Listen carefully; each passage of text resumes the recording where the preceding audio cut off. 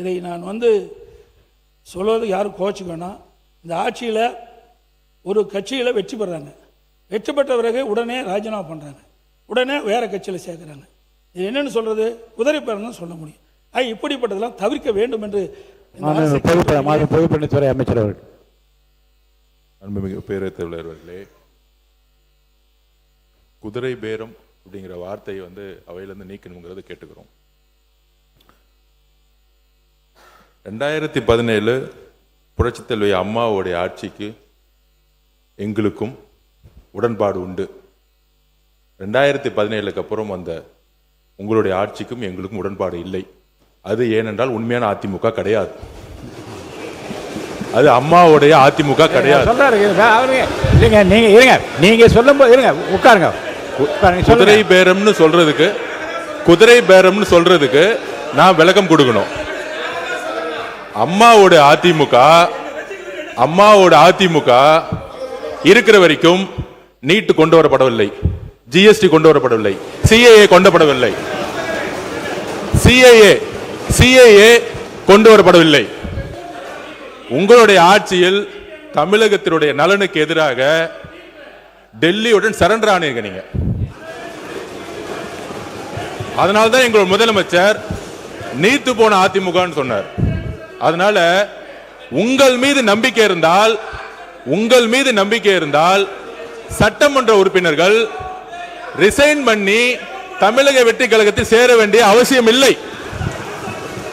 உங்கள் தலைமை மீது அதிமுக தொண்டர்கள் முழுவதுமாக விலகியதால் தான்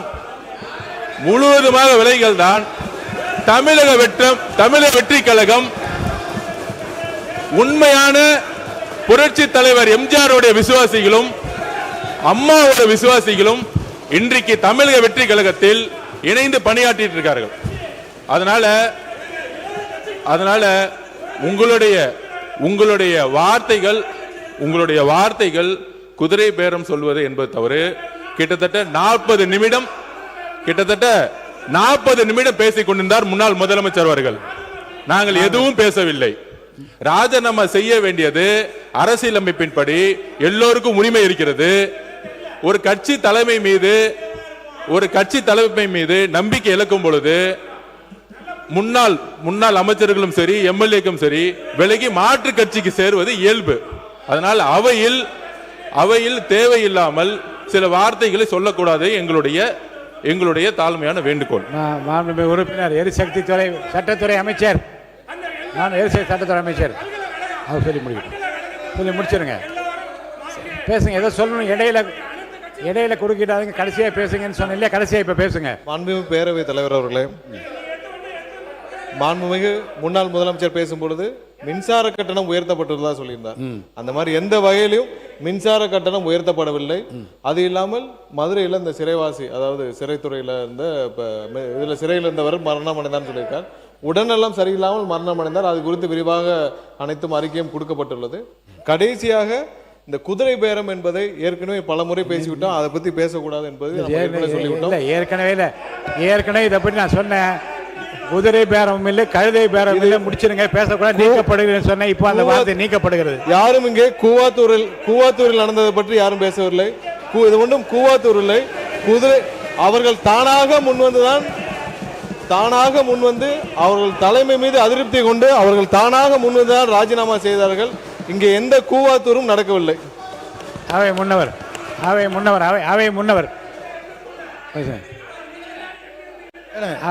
சொல்லுங்க. அவை முன்னவர் பேசுங்க.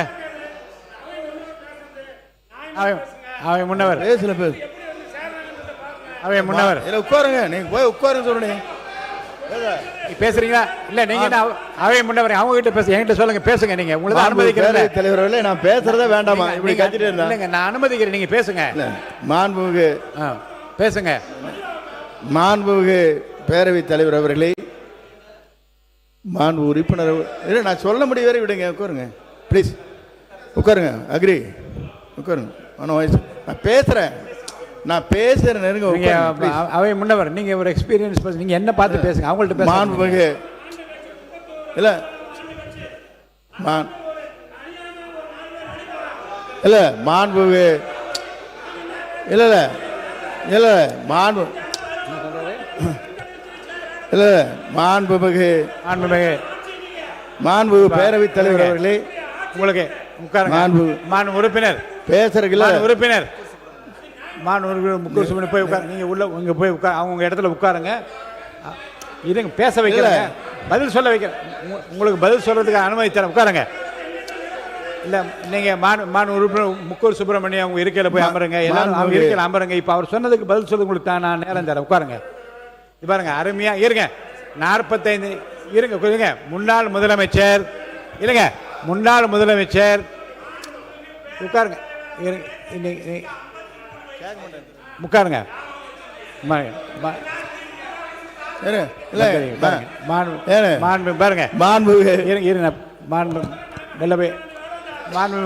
முக்கூர் சுப்பிரமணியம் போய் உட்காருங்க. உட்காருங்க. இல்லை, உட்காருங்க. இருங்க. வரிசையாக கோர்வையாக இருங்க. உட்காருங்க.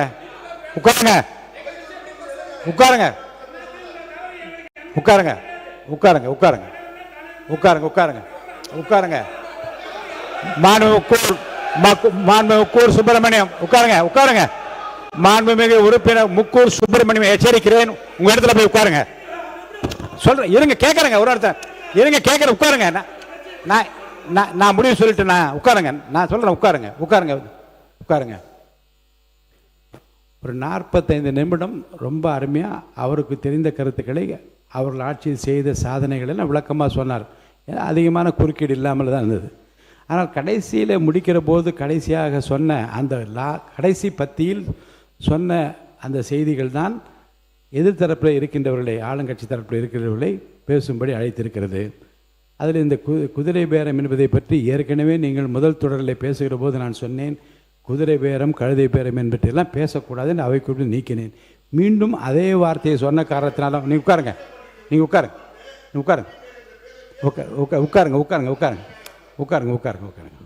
நீங்கள் 2 பேரும் சேர்ந்து பேசுறது எனக்கு தெரியும். அமைதியாக உட்காருங்க.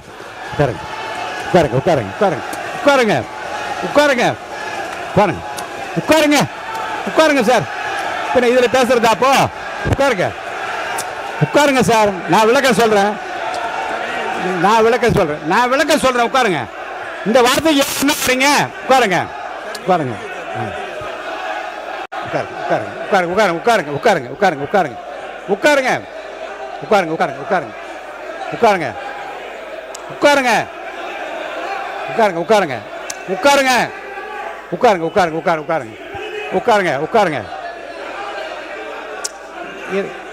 அந்த வார்த்தை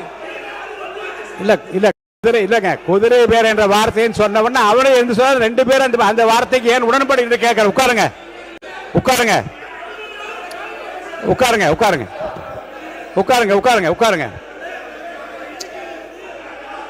பாருங்க, அனைத்து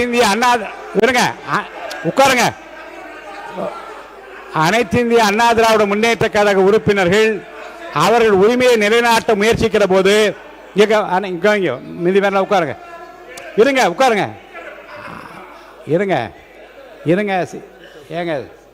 அனைத்து இந்திய அண்ணா திராவிட முன்னேற்ற கழக உறுப்பினர் தங்கள் உரிமையை நிலைநாட்ட முயற்சிக்கிற போது மாற்றுக்கு வேறு கட்சியை சேர்ந்த உறுப்பினர் அந்த கருத்தை ஒட்டி மீண்டும் குதிரை என்ற வார்த்தையை சொன்னால் 2 பேர் இந்த விஷயத்தில் ஒன்று சேர்ந்து கொள்வது கேட்ப என்ன தவறும் கிடையாது. உட்காருங்க.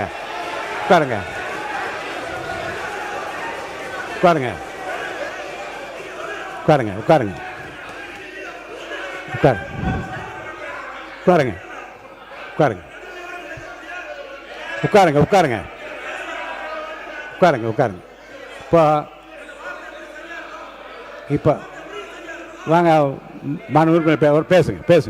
மாண்பு உறுப்பினர் பேசுங்க. எதிர்கட்சி கொறடா பேசுங்க. மாண்புமிகு பேரவைத் தலைவர்களே, உட்காருங்க.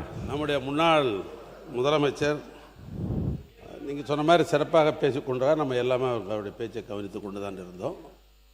கடைசியாக இறுதியாக ஒரு கருத்தை சொல்லுகிற பொழுது மாண்புமிகு அமைச்சர் பெருமக்கள் இருந்து அதற்குரிய விளக்கங்கள் என்ற பேரில் சிலர்கள்லாம் சொன்னார்கள். அது அவர்களுக்கு ஆத்திரத்தை மூட்டுகிற அளவுக்கு அந்த நிகழ்வு இங்கே நடைபெற்று விட்டது. அதற்காக நீங்கள் ஒரு நடுநிலையாக ஏதோ ஒரு தீர்ப்பு சொல்வதற்காகத்தான் அமைதிப்படுத்தி கொண்டிருக்கிறீர்கள். உங்களுக்கு சப்போர்ட் பண்ண வேண்டும் என்ற அந்த அடிப்படையில் தான் எங்களுடைய உறுப்பினர் என்ன சொன்னார்னா, இந்த கழுதை குதிரை என்ற பேரில் ஏற்கனவே வழக்கு மன்றத்திலே வழக்கு நடைபெற்றுக் கொண்டிருக்கிறது, அது ஒன்றும் தவறானது என்று அவர் சொன்னார். அவ்வளோதான். நீங்கள் அதுக்காக அவருக்கு நீங்கள் ரூலிங் கொடுக்கலாம். இல்லை நீங்கள் அதை சொல்லான்னு சொல்லலாம். நாங்கள் 2 பேரும் ஒன்றா சேர்ந்து கொண்டுன்னு ஒன்று சொன்னீங்க பாருங்கள், அது மாதிரி இல்லை, அது மாதிரி கிடையாது. அந்த அவசியம் எங்களுக்கு தேவையில்லை. அது எங்களுக்கு தேவையில்லாத ஒன்று. இல்லை நான் சொல்ல விரும்பியதும் நான் சொல்ல வந்ததும் இல்லை குதிரை என்று சொன்ன உடனே 2 பேரும் ஒன்றாக சேர்ந்து நான் சொன்னேன். பேரவைத் தலைவர், உங்களுடைய பேச்சுக்கு உள்நோக்கம் கற்பிக்க வேண்டிய அவசியம் எங்களுக்கு இல்லை. அது செய்யவும் மாட்டோம். இல்லை உள்நோக்கம் இல்லை இல்லை அது செய்யவும் மாட்டோம் நாங்கள். ஆனால் என்னன்னா, நாங்கள் எதிர்க்கட்சி என்ற அடிப்படையில் தான் எங்களுக்கு அந்தஸ்தெல்லாம் கொடுத்து எங்களுக்கு எதிர்க்கட்சி என்று வைத்திருக்கிறீர்கள். உங்களுடைய பேச்சை முழுமையாக நடுநிலையாக நீங்கள் நடத்தி கொண்டிருப்பது தான் எங்களுக்கு இருக்கிற பாதுகாப்பை. அவருக்கு பதில் சொல்ல வேண்டும் என்ற அடிப்படையில் ஏதோ ஒரு நிலையாற்றில் எப்படி நீங்கள் சொல்லிட்டீங்க. ஆனால் அது அப்படியல்ல. நாங்கள் வேறு கட்சி, அவங்க வேறு கட்சி, அவங்க ஆண்ட கட்சி, நாங்களும் ஆண்ட கட்சி. அடுத்த முறை ஆடலான்னு நாங்கள்லாம் திட்டம் போட்டிருக்கிற கட்சி எங்கள் கட்சி. அடுத்த முறை நாங்கள் தான் ஆளணுன்ற திட்டம் போட்டு கொண்டிருக்கிற கட்சி. இப்படிப்பட்ட நிலையில் அவங்களுடைய பிரச்சனையை நீங்கள் தீர்ப்பதற்குத்தான் வேண்டிய முயற்சி செய்யணும் மொழிய அந்த குற்றச்சாட்டு நாங்கள் இல்லை. அது மாதிரி நாங்களும் அவனும் ஒன்றா இல்லை. மாநில பள்ளிக்கல்வித்துறை அமைச்சர் அவர்கள் பள்ளிக்கல்வித்துறை முடிச்சிருங்க. மாண்புமிகு பேரவைத் தலைவர் அவர்களே, உண்மையிலேயே தமிழக சட்டமன்ற வரலாற்றை புரட்டி பார்க்கிற பொழுது நமக்கு கிடைத்திருக்கக்கூடிய பேரவைத் தலைவர் என்பவர் முதல் முறை ஆட்சியினுடைய தினசரி தகவல்களை நேரலையில் தருபவர் மட்டுமல்ல, முழுமையான நேரலை முதல் முறையாக வரலாற்றிலேயே உங்கள் மூலமாக தான் சென்று கொண்டிருக்கிறது. 2 கிட்டத்தட்ட 40 மணித்துளிகள் மதிப்பிற்குரிய முன்னாள் முதல்வர் அண்ணன் எடப்பாடியார் அவர்கள் பேசுகிற பொழுது அத்தனை கருத்துகளும் எதிர்கருத்துகள் இருந்த போது கூட அதை அதிகம் இடைச்சல்கள் செய்யாது முழுமையாக கேட்டு முடித்து, அதன் பிறகு இறுதியில் அவர் சொல்லக்கூடிய சில கருத்துக்கள் மீது அவரே சொன்னார், இது கேட்கும்போது கஷ்டமா இருக்கும்னு. அந்த கருத்துக்களுக்கான எதிர்வினையாக இங்கே பேசும்போது கூட ஒவ்வொரு கட்சிக்கும் ஒவ்வொரு உறுப்பினர்களுக்கும், ஆளுங்கட்சி மட்டும் பேசாது, எதிர்கட்சி சகல கட்சி உறுப்பினர்களுக்கும் நியாயமான உண்மையிலே அவர்களுக்கு தேவையான நேரத்தை ஒதுக்குவதையும் முதல் முறையாக வரலாற்றிலே இப்படி ஒரு பேரவைத் தலைவர் கிடைத்திருப்பது எங்களுக்கெல்லாம் ஒரு மிகப்பெரிய பொக்கிஷம். ஆனால் எங்களை போன்ற வளர்ந்து வரக்கூடிய இளம் தலைமுறையை சார்ந்தவர்கள், இங்க இருக்கக்கூடிய அத்தனை பேருமே மூத்தவர்கள், அண்ணன் சுப்பிரமணியனர்லாம் மூத்தவர், இங்க இருக்கவங்க எல்லோருமே பல தேர்தல்களை பார்த்தவர்கள். அவர்களை காட்டி எங்களுடைய தம்பிகளுக்கும் தங்கைகளுக்கும் நாங்கள் இப்படி இருக்கணும், டெக்கோரம் இப்படி இருக்கணும் சொல்ல வேண்டிய நேரத்தில் பேரவைத் தலைவர் எழுந்து நின்றால் அனைவரும் அமர்ந்து விட வேண்டும். உங்களுக்கு தெரியாத மரபல்ல. நீங்கள் எழுந்து நின்ற பின்பும், நீங்கள் பலமுறை சொன்ன பின்பும் அப்படி கூச்சலிடுவதோ நடு மன்றத்திற்கு வருவதோ ஏற்புடையதல்ல. கருத்தை கருத்தால் எதிர்கொள்வோம். நீங்கள் சொல்லக்கூடிய விமர்சனத்தில் ஆக்கப்பூர்வமான விமர்சனங்கள் இருந்தால் அதை முதலில் செவிமடுத்து அதை செயல்படுத்து என சொல்லக்கூடிய தலைவர் தான் எங்களுடைய மாண்புமிகு முதல்வர். நீங்கள் பேசுகிற பேச்சில் ரசிக்கும்படியான பேச்சு இருந்தால் அதை பாராட்டக்கூடிய முதல் ஆளாகவும் தமிழக வெற்றி கழகம் தான் இருக்கும். எனவே ஆக்கப்பூர்வமாக ஆரோக்கியமாக கருத்தை கருத்தால் எதிர்கொள்வோம் என்பதை உங்கள் மூலமாக தெரிவித்துக் கொள்கிறேன். மாண்புமிகு முன்னாள் முதலமைச்சர் எடப்பாடி பழனிசாமி அவர்கள். மாண்புமிகு பேரவைத் தலைவர்களே, ஒரு கட்சி சார்பாக போட்டியிட்டு அந்த கட்சி வேட்பாளர் வெற்றி பெறுவதற்கு எவ்வளவு கடுமையான உழைப்பார்கள் சிந்தித்து பார்க்கணும். இங்கே வந்திருக்கிற எல்லா எம்எல்ஏவுக்கும் தான் பொருந்தும். இதே எங்க எம்எல்ஏ மட்டும் பொருந்தும் நினைக்காதீங்க, அனைவருக்கும் பொருந்தும். ஒரு சட்டமன்ற உறுப்பினரை தேர்ந்தெடுப்பதற்கு அந்த கட்சியின் சார்பாக சுமார் 6000 பேர் பணியாற்றினா தான் அந்த வேட்பாளர் வெற்றி பெற முடியும். இரவு பகல் வராமல் ரத்தத்தை விரைவாக சிந்தி வாக்களை சந்தித்து வாக்களை பெற்று வெற்றி பெற்ற பிறகு அவர் வெளியேறினா அந்த கட்சியில் தொண்டர்கள் எப்படி மனம் கொதிக்கும் என்பதை உணர்வுபூர்வமாக நீங்கள் சிந்திக்கப்பட வேண்டும். நீங்கள் முதல் எம்எல்ஏ ஆகிருக்கிறீங்க, நான் 6 முறை எம்எல்ஏ ஆகியிருக்கிறேன், இதெல்லாம் ஒரு முறை நாடாளுமன்ற உறுப்பினர் ஆகிக்கிறேன். ஆக சிந்திக்க வேண்டும். அந்த அடிப்படையில் நான் ஒரு கட்சியுடைய பொதுச்செயலாளர் என்ற அடிப்படையில் எங்களுடைய கட்சியின் சார்பாக அறிவிக்கப்பட்டு தலைமை அறிவிக்கப்பட்ட அந்த அறிவிப்புக்கு இணங்க அனைத்து இந்திய அண்ணா திராவிட முன்னேற்ற கழக கட்சி நிர்வாகிகள், எங்களுடைய கூட்டணி அங்க வைக்கின்ற கட்சியுடைய நிர்வாகிகள், தொண்டர்கள் அத்தனை பேரும் உழைத்து தான் இவ்வளவு பேர் வெற்றி பெற்றிருக்காங்க. அதனால தான் அந்த கருத்தை சொல்ல வேண்டிய நிலைக்கு நான் தள்ளப்பட்டேன் என்பதையும் தங்களுடைய கவனத்துக்கு கொண்டு வரேன். அதோட நாங்களுடைய சொன்ன கருத்து உண்மையிலேயே உண்மையை காயப்படுத்தி இருக்குது. 2 பேரும் ஒன்னா சேரல, இல்லை நீங்க இருந்த காலத்திலையும் ஒன்னா சேரல, நாங்க இருக்கிற காலத்திலையும் ஒன்னா சேரல என்பதையும் ஒரு விளக்கம் மட்டும் நான் சொல்லிடுறேன். குதிரை பேரம் என்று உங்கள் தரப்பில் சொல்லப்பட்டவுடன் குதிரையும் அல்ல கழுதையும் அல்ல சொல்லி முடித்த பிறகு அவர் அதை ஒட்டி பேசியதால் இந்த கருத்தில் 2 பேரும் உடன்படி என்ற அர்த்தத்தில் தான் நான் சொன்னேனே தவிர நீங்கள் அது வேறு அர்த்தத்தில் நீங்கள் அர்த்தப்படுத்திக் கொள்ளக்கூடாது. அடுத்து நீங்கள் இப்போ முடிங்க, நீங்கள் முடிங்க. முக்கூர் சுப்ரமணியன் நீங்கள் உட்காருங்க. உங்கள் தலைவர் பேசும்போது நீங்கள் குறுக்க பேசாதீங்க, உட்காருங்க. பேரவைத் தலைவர் சொல்லி உட்காருங்க.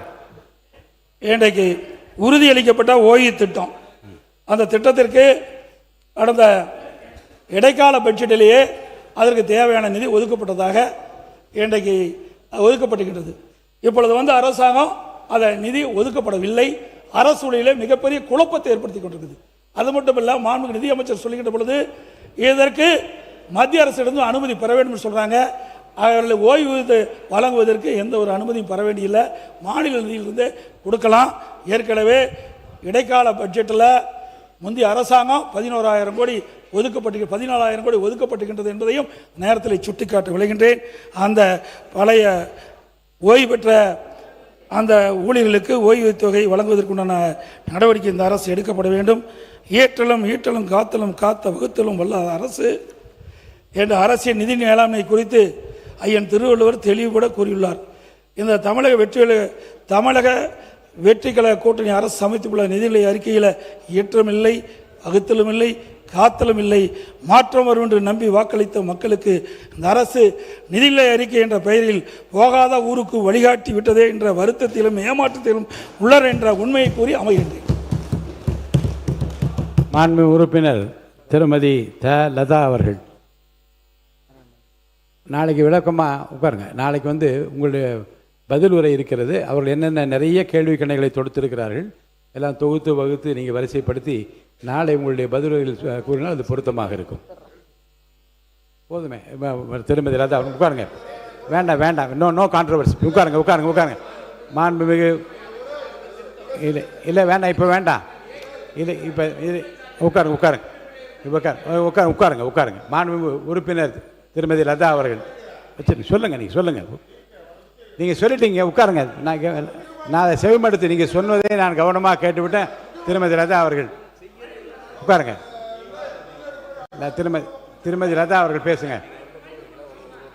மை கொடுங்க,